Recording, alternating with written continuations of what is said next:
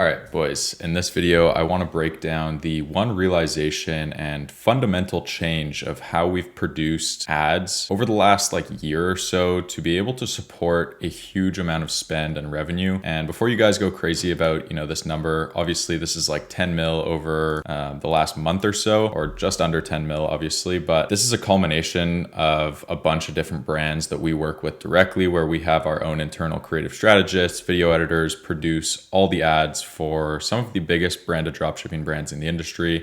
Most of the brands that make up our clients are, somewhere between like 250K and like 1.5 mil a month. So no, this is not my own personal revenue. I'm sure most of you watching this video right now struggle with finding winning ads on a consistent basis. And you probably see people like me or other people on YouTube talk about how they started up a store and they scale it up super fast while you're continuously testing and testing and testing, and you can't seem to find an ad that works. And I'm going to break down exactly the one reason why I think that is. This is the exact thing that actually allowed me to start a brand back in July and scale it up to doing almost $1,000 day on day one and doing like a $4,000 day on day two. I think it was close to 4,000 on day three, because I've understood this one principle that I'm going to break down in this video that has fundamentally changed how we produce our creatives. But yeah, I'm going to go through a ton of stuff in this video. I'm even going to show you how I was able to produce some AI static start to finish using a reference ad, and break down the copy in the ad of why I think one of these would perform far better than the other. And it's something that you probably wouldn't think of. So yeah, there's going to be a ton of stuff in this video, but let's get right into it. So to be honest, if we are dumbing this down very simply, I think the biggest mistake that people are making is they aren't doing the deep ad research. And I think 80 to 90% of people nowadays, especially with, Claude and ChatGPT and all these AI tools, a lot of people are relying way too heavily on these tools to pretty much one-shot their scripts, one-shot their ad headlines that they want to write into their statics, maybe the long form ad copy on a native ad. They're pretty much using Claude or ChatGPT start to finish and, trying to get it to give you a good output based on sometimes like transcribing a winning ad and then just like getting it done for your product. And I know if you're watching this video, I guarantee you've probably fucking done this. Don't lie to yourself. And to be honest, I've done this in the past too. And I realized that the majority of the ads that I was creating never actually picked up much spend, and they were never successful. And that's really for one main reason. And it's because most of these ads that you're transcribing or trying to reference and recreate, most of these are from very big brands, the kind of brands that we work with at our agency, where, some of these brands are able to get away with things that you can't. And the reason for that is because they're doing millions of dollars a month. People know them in the industry that they're selling in already. So if you try and enter the market in a very saturated product and essentially just copy the transcript or the structure or the format of some of these other brands winning ads, you're never really going to see success. And I really want to break down, what the major problem is and how you could sort of solve that in your ads so that you're not relying on just like transcribing winning ads and, replicating it for your product or something like that. And again, this is like the number one reason why you've probably struggled to find winning ads, is because you're too closely referencing and copying a different ad and you're feeding it into Claude or ChatGPT and it's picking up on the same wording and it's simply just like not writing it and structuring it in the right way. So yeah, I'm first going to get into, why most of you guys probably think your ads are failing, and it's not really the true cause. A lot of you guys might think that it's like B-roll selection, or your hook isn't good enough, or your editor isn't good enough, or just like the way that you're creating the ad isn't good enough. And to be honest, like 90% of the time, it actually just comes down to your creative simply not resonating. And this sort of ties back into the point of, instead of doing deep ad research and really understanding the different cohorts in your demographic, the different subsections of your avatar, you're just taking the easy route and like transcribing winning ads. And again, that's the majority of the reason. That's like the root cause of why your ads are simply not resonating. There's obviously like 10% of the time that it's like product, price, landing page, external factors. A lot of people preach on YouTube that, you can make any product work. And yes, I do agree to an extent, but some products you're just going to be on a very uphill battle, let's say, whereas other products you're going to have a much easier time. But, again, most of the time it is going to come down to your creative simply not being good enough and not resonating with your avatar that you're targeting. And there are two main reasons for this. And this is usually stuff that you haven't included in your ads. And again, that comes back to simply transcribing other winning ads. And, Claude is not going to automatically include some of these factors into your ads. And I kind of want to break this down because this is going to be the most important shift. And then I'm going to show you again these two example ads of why I think one of these would perform a lot better than another. But to get started, let's just talk about the first reason of why I think your ads are probably not resonating. And it's because you are failing to understand and exploit what your customers' true desires are. And to be honest, most people completely fuck this up. And your job as a dropshipper is essentially to figure out exactly what the emotional outcome that your customer wants out of your product and really hit on that in your ads. Because, some people, you might think you're doing a good job of figuring out the mass desire of your avatar and including it in your ad. But I see the implementation of this wrong every single time. And I think the reason for that is because a lot of you guys are using what I would call a surface desire. And this is essentially what your customer says that they want, but it's a very simplified version of their actual true emotional desire. So when you're creating your scripts or you're creating an image with long form ad copy, if you're feeding Claude or ChatGPT like a bunch of reviews and stuff like that, and you're extracting your desire, most of the time, these language models are going to extract your surface desire. It's not going to extract actually the deep emotional desire. And obviously we have some prompts that we're able to dive deep and actually extract the deep emotional desire. But I want to kind of break down what the difference is between the surface desire and the deep emotional desire. So the surface desire is really just like what your customer says that they want. So I usually use, this brand as a reference in my YouTube videos. I'm not affiliated with them. They're not a client of ours. But essentially what they sell is like a supplement for kids. It's like a natural saffron gummy that parents give their kids if they are being like complete menaces and, they're throwing tantrums and having meltdowns. So what you would probably think is the surface desire in this case is, the customer might say in Amazon reviews, and this is probably what Claude or ChatGPT would pick up on when you're actually doing your deep ad research, when you might not be doing it correctly. This is what you might think the actual desire is essentially like the parents simply want their kids to have fewer meltdowns. But to be honest, this is again, very surface level. And if you were to dive deeper, you would actually figure out what the deep emotional desire is. So for this product specifically, this is what I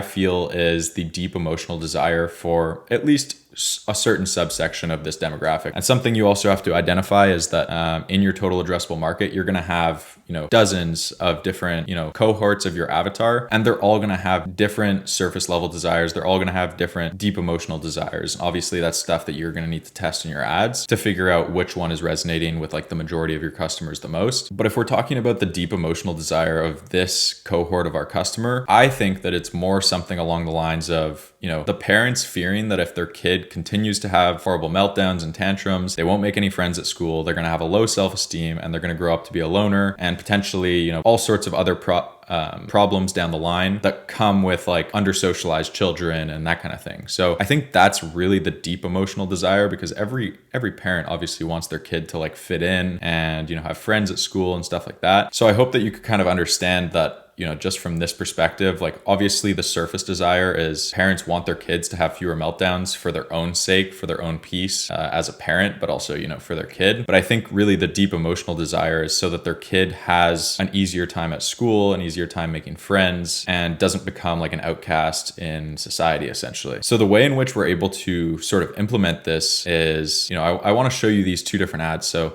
this is just like a reference ad that I took from Loop earplugs. And essentially, internally we have an entire AI static system where we kind of are able to take a reference ad and like start to finish pretty much like one shot it into these like really good statics. So you'll see it's obviously like very, very similar. Everything like the text and everything is very similar. But I want to show you why you might think, this might be a good ad, whereas I think this one would actually perform a lot better. So if we're breaking down this surface level desire ad, which we replicated, you'll see that this is obviously like, talking about what the product is going to do. So it's going to be a natural daily calm for kids, gentle mood balance, better focus every day. And I think this is the kind of ad that a really big brand could run. But this isn't the type of ad that, if you're testing ads and you don't have any market share in the product that you're testing already, nobody knows about you. I think you need to hit on a much more emotional desire rather than just sort of this like very top of funnel surface level desire, because I don't think that this is going to be what causes people to buy. Like obviously this is explaining what your product does. It's like,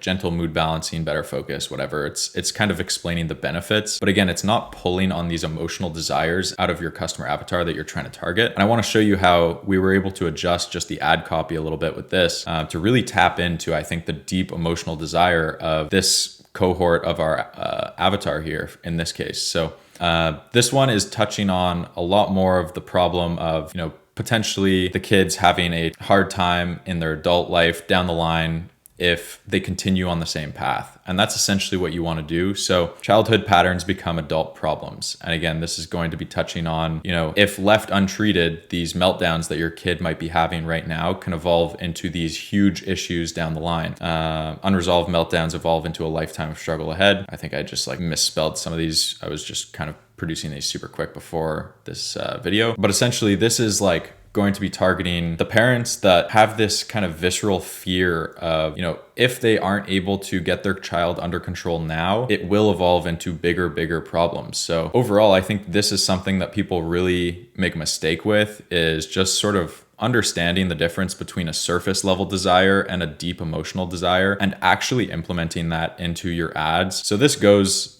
just for the reference, for this video, I created just a static, but this goes for video ads as well. So I see it all the time, people in their scripts when they're explaining the problem or the pain point, it's just done in a very generic way. And I think the majority of the reason for that is because they haven't understood the actual deep emotional desire. And they're really just touching on the general surface level desire of fewer meltdowns rather than what is going to be the long-term outcome of staying on the current path that you're on and leaving whatever problem you have untreated at the moment. And I think that's really what you have to hit on. And that's exactly what we do for all of our clients, where we're able to produce ads where we have a much higher hit rate than probably the majority of people in this industry, because we have just a really good deep research process to really understand our customer. But we also just understand that the majority of the time, you're not going to be able to one-shot your creatives with Claude or ChatGPT. You actually have to understand, marketing principles and psychological principles in terms of consumer behavior of what actually is going to cause people to buy. And that's, I think, what has allowed us to do almost 10 mil a month across all of our clients.